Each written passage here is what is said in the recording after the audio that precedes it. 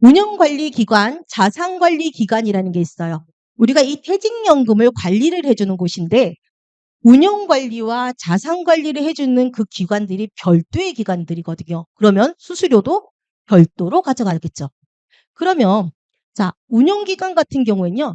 퇴직연금 제도를 컨설팅하고 설계하는 설계를 하고요. 그다음에 사용자 부담금 계산, 이건 DB형만 계산이 돼요. 사용자 부담금이 얼마가 발생이 될 건지 납부 금액을 이제 계산을 해서 주는 거거든요. 네, 요즘에는 100% 입금을 해야 돼요. 이 100% 입금이라는 것도 지금 현재가 2024년도잖아요. 그럼 2023년도분까지는 100% 입금이 들어가 있어야 되는 거예요.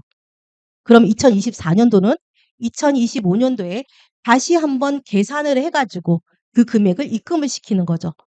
그래서 만약에 우리가 중도에 퇴사한 사람이 생기잖아요. 그러면 이 사업자에서도 마찬가지로 아파트 단지에서도 추가로 부담해야 되는 퇴직금이 발생을 하는 겁니다. 왜냐하면 작년도 부분까지 밖에 돈이 안 들어가 있잖아요. 그럼 퇴직연금 사업자 같은 경우는 자기네들이 지금 현재 입금된 금액만 지급을 하게 돼 있거든요. 그러면 나머지 모자르는 부분은 사무실에서 줘야 되는 게 맞는 거겠죠. 자, 그거는 2025년도에 우리가 추가로 납입해야 되는 금액을 미리 퇴직자가 발생을 하면서 지급을 해주는 겁니다. 적립금 운영 방법을 제시를 하고요. 그다음에 적립금 운용 지시 내역을 전달하고 각종 데이터를 기록 관리, 그다음에 가입자 교육 실시하는 곳이 바로 운용관리기관입니다. 자산관리기관은요, 이제 우리 퇴직연금에 보관하고 관리하고, 그다음에 근로자나 사업자가 어떻게 운영했으면 좋겠다라고 우리가 얘기하잖아요. 그러면 적립금 운용 지시를 이행을 하는 겁니다. 채권을 통해서 하든지, 아니면 펀드를 이용해서 하든지, 이런 부분에 대해서 이행을 하는 거고요. 그다음에 급여 지급도 합니다.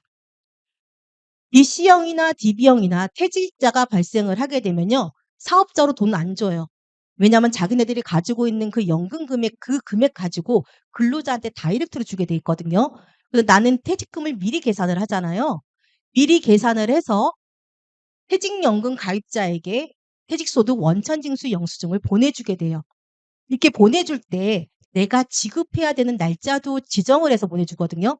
나는 5월 10일 날 지급할 거야. 그러면 이 사람들도 급여를 계산을 해놨다가 5월 10일 날 근로자의 IRP 계좌로 입금을 합니다.